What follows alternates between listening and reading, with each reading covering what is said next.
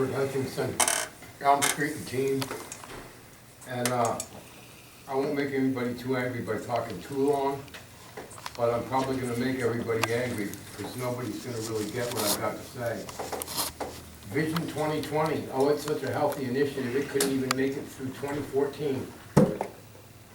Healthiest community in the country? Wait a second, we're talking about the City of Keene's Paraphernalia Ordinance.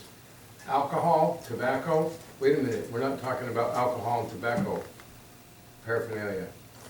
We're talking about a city ordinance that is rarely, if ever, used as often as it could be used, which means the only time it's ever used, it's applied unevenly.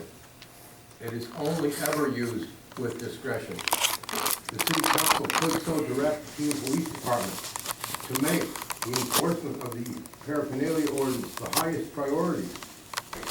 We could totally clog the courts if the Keene Police went through this town, busting everybody they could for paraphernalia.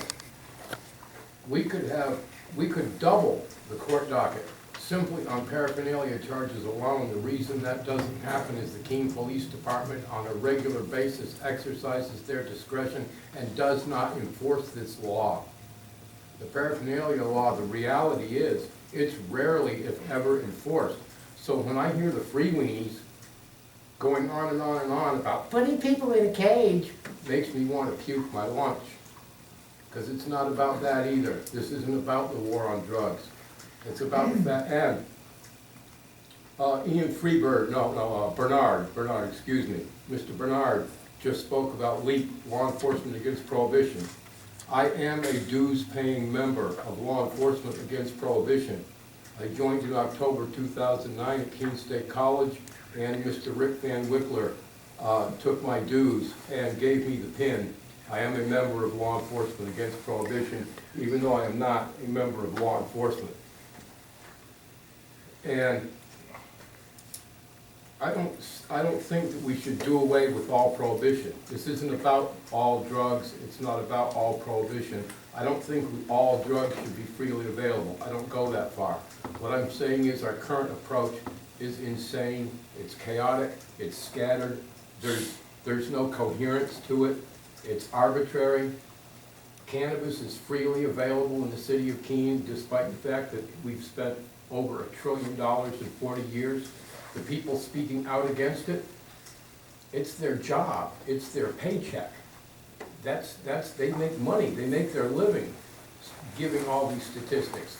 Was there misinformation? Yes, there was a lot of misinformation and disinformation given tonight by people whose professional job is supposedly dealing with the problem.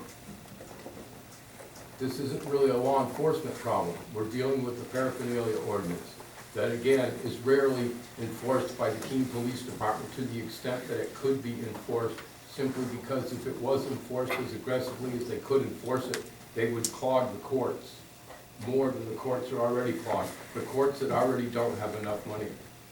So I have to say that all this hysterical alarmism about what might happen and the message it's sending to the kids, what message are the kids getting right now? That isn't being looked at. We can have a more comprehensive community-wide approach to dealing with substance abuse and problems.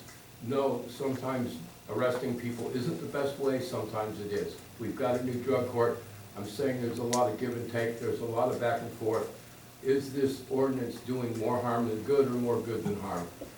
I think this ordinance, legally speaking, I don't see it's going to have a whole lot of difference. How many times is somebody caught with paraphernalia but not drugs? If they're caught with drugs but not paraphernalia, it doesn't matter if they get the extra paraphernalia charge. It's an appendage legally. The police still have discretion whether to arrest or not arrest.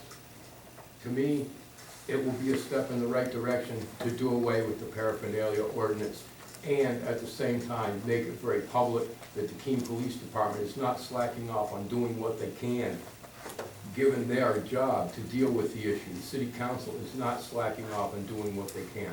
The professionals who make a living, they're not slacking off on doing what they can.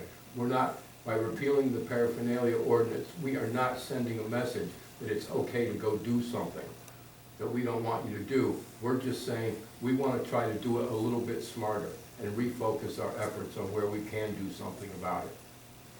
And so I urge the committee in the strongest possible terms that I think the law would be better served by getting rid of the paraphernalia ordinance, and that the whole council will continue to work with the stakeholders that are most involved to continue to fine-tune the approach, the community-wide approach to dealing with substance use in the community, paying special attention to minors and more dangerous drugs. And that's what I think is the direction that we need to go for the present and the immediate future. I think that will get us a lot further past 2020 than some silly marketing initiative from the local Palace of Medicine. Thank you. Anyone else like to address this? I'll take a quick, yeah.